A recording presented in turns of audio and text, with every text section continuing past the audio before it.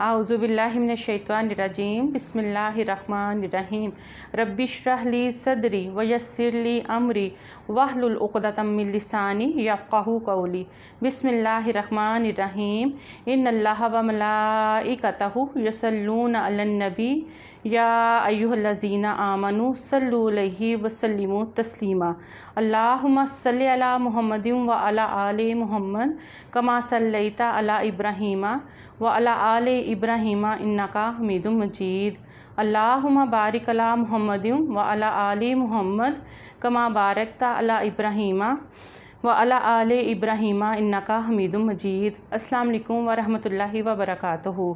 आज हम इंशाल्लाह बात करेंगे तवक्कल और सब्र का बयान करेंगे इंशाल्लाह। और हम देखेंगे कि जब हम अल्लाह ताला पे तवक्कल करते हैं और हम सारी अपनी उम्मीदें, सारे सवाल, सारे ख्वाहिशात अल्लाह ताला के आगे रखते हैं तो अल्लाह ताला हमारी किस किस तरीके से मदद करते हैं। और सब्र का अल्लाह ताला ने बहुत ज़्यादा इनाम रखा है। तो इंशाल्लाह इस बारे में आज की हदीसें शुरू करते हैं। तो सही बुखारी और सही मुस्लिम की हदीस मुबारक है। इब्ने अब्बास रज़ियल्लाहु अन्हुमा बयान करते हैं, रसूलुल्लाह सल्लल्लाहु अलैहि वसल्लम ने फरमाया, मेरी उम्मत से 70,000 अफराद हिसाब के बगैर जन्नत में जाएंगे। ये वो लोग होंगे जो ना दम झाड़ कर आते थे और ना ही बदशगुनी लेते थे और वो अपने रब पर तवक्कल करते थे। सुभान अल्लाह। सही बुखारी और सही मुस्लिम की हदीस मुबारक है। इब्ने अब्बास रज़ियल्लाहु अन्हुमा बयान करते हैं, एक रोज़ रसूलुल्लाह सल्लल्लाहु अलैहि वसल्लम तशरीफ़ लाए तो फरमाया, मुझ पर उम्मतें पेश की गईं। चुनाचा एक नबी गुज़रे, उनके साथ एक आदमी था। एक और नबी थे, उनके साथ 2 आदमी थे। और एक और नबी थे, उनके साथ चंद आदमी थे, जबकि किसी नबी के साथ कोई भी आदमी नहीं था। मैंने एक बड़ा ग्रोह देखा जो उफ़क़ तक फैला हुआ था। मैंने उम्मीद की कि ये मेरी उम्मत होगी, लेकिन मुझे बताया गया कि ये मूसा अलैहिस्सलाम की अपनी कौम के साथ हैं। फिर मुझे कहा गया, देखो मैंने बहुत बड़ा ग्रोह देखा जो उफ़क़ तक फैला हुआ था। मुझे कहा गया, उस तरफ दाएं बाएं देखो। मैंने बहुत बड़ा ग्रोह देखा जो उस उफ़क़ पर फैला हुआ था। मुझे बताया गया कि ये आपकी उम्मत और उनके साथ उनके आगे 70,000 हैं जो हिसाब के बगैर जन्नत में जाएंगे। ये वो लोग हैं जो कि बदशगुनी लेते थे और ना दम झाड़ करवाया करते थे और ना ही दागते थे, और वो सिर्फ़ अपने रब पर तवक्कल करते थे। सुभान अल्लाह।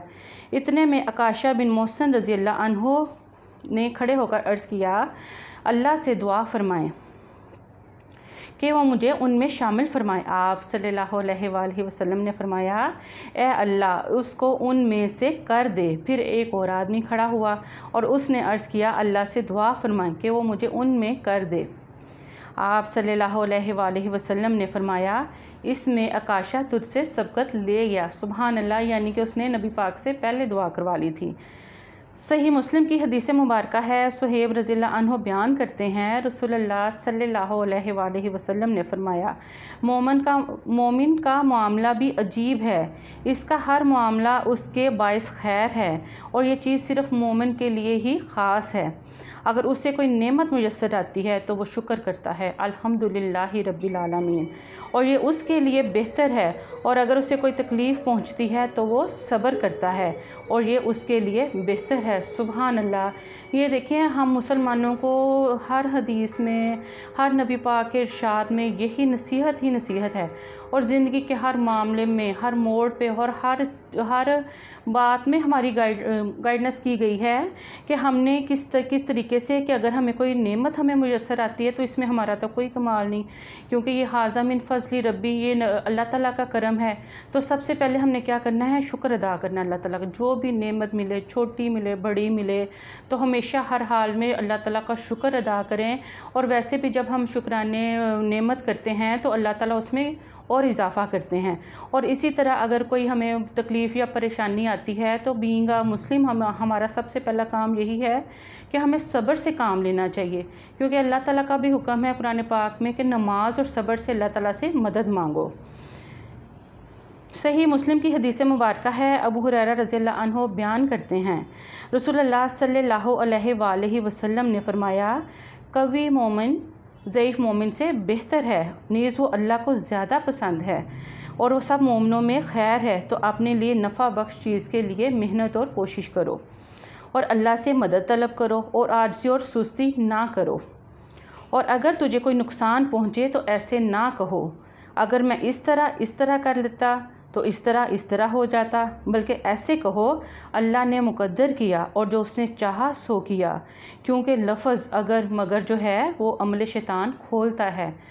الحمدللہ یہ دیکھیں اس حدیث میں ہمارے لیے کتنا بڑا سبق ہے کہ ہمارے نفع نقصان ہر انسان کے ساتھ جڑا ہوا ہے، اور ہر انسان جب محنت کرتا ہے کسی کاروبار کے لیے، کسی ویسے کام شام جب بھی وہ آغاز کرتا ہے تو نفع اور نقصان اس کے ساتھ ساتھ ہے۔ کبھی انسان کو نفع ہو جاتا ہے، کبھی اسی کام میں نقصان ہو جاتا ہے۔ تو اس میں نبی کریم صلی اللہ علیہ وآلہ وسلم نے کیا کہا ہے کہ محنت آپ نے کرنی ہے، کوشش کرنی ہے، اور اس کے بعد آپ نے اللہ تعالیٰ پہ چھوڑ دینا ہے، کیونکہ اللہ تعالیٰ ہی نفع اور نقصان کے مالک ہیں۔ تو پھر اس کے بعد یہ نہیں کہنا چاہیے کہ اگر میں یہ فیصلہ کر لیتا، اگر میں وہ فیصلہ کر لیتا، کیونکہ یہ اللہ تعالیٰ کی طرف سے ایسے ہی لکھا ہوا تھا تو اس کو اسی طرح کھلے دل کے ساتھ قبول کرنا چاہیے۔ ترمذی اور ابن ماجہ کی حدیث مبارکہ ہے، عمر بن خطاب رضی اللہ عنہ بیان کرتے ہیں، میں نے رسول اللہ صلی اللہ علیہ وآلہ وسلم کو فرماتے ہوئے سنا، اگر تم اللہ پر اس طرح توکل کرو جس طرح اس پر توکل کرنے کا حق ہے، تو وہ تمہیں اس طرح رزق فراہم کرے جس طرح وہ پرندوں کو رزق فراہم کرتا ہے۔ سبحان اللہ۔ اور وہ صبح کے وقت بھوکے نکلتے ہیں اور شام کے وقت شکم سیر ہو کر واپس آتے ہیں۔ سبحان اللہ۔ یہ پرندوں کی ہمیں اب مثال دی گئی ہے کہ جب وہ گھر سے نکلتے ہیں تو خالی پیٹ ہوتے ہیں، اور انسانوں کے ساتھ بھی ایسے ہے، کیونکہ نکلنا ہی سب سے بڑی کوشش ہے اس کی۔ جب وہ ایک بندہ نکلتا ہے تو رزق حلال کے لیے نکلتا ہے تو ویسے بھی وہ اللہ تعالیٰ کو بہت زیادہ پسند ہے، کیونکہ القاسب حبیب اللہ، جو رزق حلال کمانے والا ہے وہ اللہ کا دوست ہے، تو اللہ تعالیٰ اس کو ضرور رزق دیتے ہیں، اور یہ اللہ تعالیٰ غیبی مدد بھی کرتے ہیں انسانوں کے ساتھ، بس محنت اور کوشش کرنا جو ہے وہ ہمارا کام ہے۔ رحمت اور ترمذی کی حدیث مبارکہ ہے، ابن عباس رضی اللہ عنہ بیان کرتے ہیں، ایک روز میں رسول اللہ صلی اللہ علیہ وآلہ وسلم کے ساتھ پیچھے سواری پر بیٹھا ہوا تھا۔ آپ صلی اللہ علیہ وآلہ وسلم نے کہا، لڑکے تو اللہ کے احکام کی حفاظت کرو، اللہ تیری حفاظت فرمائے گا۔ تو اللہ کے حقوق کا خیال رکھو تو اسے اپنے سامنے پائے گا، اور جب تو سوال کرے گا تو صرف اللہ سے کر، جب تم مدد طلب کرو تو صرف اللہ تعالیٰ سے مدد طلب کرو، اور جان لو کہ اگر پوری امت بھی جمع ہو کر تجھے کچھ فائدہ پہنچانا چاہے تو وہ تجھے اس سے زیادہ کچھ فائدہ نہیں پہنچا سکتی جو اللہ نے تیرے لیے لکھ دیا ہے، اور اگر وہ تجھے نقصان پہنچانے کے لیے جمع ہو جائے تو وہ تجھے اس سے زیادہ کچھ نقصان نہیں پہنچا سکتی جو اللہ تعالیٰ نے تیرے لیے لکھ دیا ہے۔ قلم اٹھا لیے گئے اور صحیفے خشک ہو گئے۔ سبحان اللہ۔ یہ دیکھیں کہ اللہ تعالیٰ کا فیصلہ ہی حتمی فیصلہ ہے اور یہی تقدیر ہے، اور ہمارا کام کوشش کرنا اور اللہ پہ توکل کرنا ہے۔ ایک صحابی جو ہیں انہوں نے، میں ایک حدیث مبارکہ کا مفہوم بتاتی ہوں کہ ایک صحابی نبی کریم صلی اللہ علیہ وآلہ وسلم کے پاس آئے تو انہوں نے کہا کہ اللہ کے رسول، میں اپنا اونٹ باندھ کر اللہ پہ توکل کروں کہ میں اس کو کھلا چھوڑ کے؟ تو نبی پاک صلی اللہ علیہ وآلہ وسلم نے کہا کہ پہلے اس کو باندھو پھر اللہ پہ توکل کرو، کیونکہ پہلے ہم نے اپنا کام پورا کرنا ہے، کیونکہ ہمیں اپنے کام کا ہی اللہ تعالیٰ سے ریٹرن ملے گا۔ جس طرح کی ہماری نیت ہوگی ویسا ہمارا عمل ہوگا، جیسا ہمارا عمل ہوگا ویسا ہی ہمیں اس کا اجر ملے گا۔ صحیح بخاری اور صحیح مسلم کی حدیث مبارکہ ہے، جابر رضی اللہ عنہ سے روایت ہے کہ انہوں نے نبی کریم صلی اللہ علیہ وآلہ وسلم کے ساتھ نجد کی طرف جہاد کیا۔ جب رسول اللہ صلی اللہ علیہ وآلہ وسلم واپس آئے تو وہ بھی آپ کے ساتھ واپس آئے۔ صحابہ کرام کو گنے خاردار درختوں کی وادی میں دوپہر کو نیند کے لولہ نے آ لیا، چنانچہ رسول اللہ صلی اللہ علیہ وآلہ وسلم نے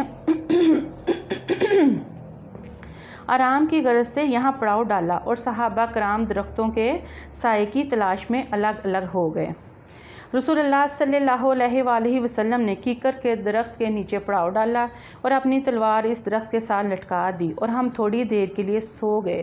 اچانک رسول اللہ صلی اللہ علیہ وآلہ وسلم ہمیں بلانے لگے۔ ہم نے دیکھا کہ ایک اعرابی آپ کے پاس ہے۔ آپ صلی اللہ علیہ وآلہ وسلم نے فرمایا، اس نے مجھ پر تلوار سونت لی جبکہ میں اس وقت آرام کر رہا تھا۔ میں بیدار ہوا تو تلوار اس کے ہاتھ میں سونتی ہوئی تھی۔ اس نے مجھے کہا تجھے مجھ سے کون بچائے گا؟ میں نے 3 مرتبہ کہا اللہ بچائے گا۔ سبحان اللہ۔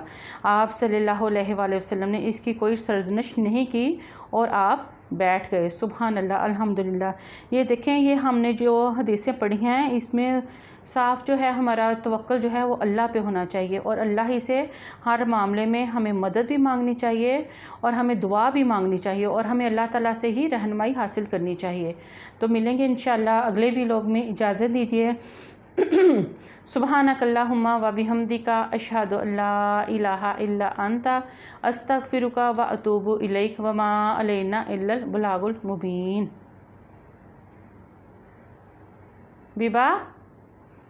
حبیبہ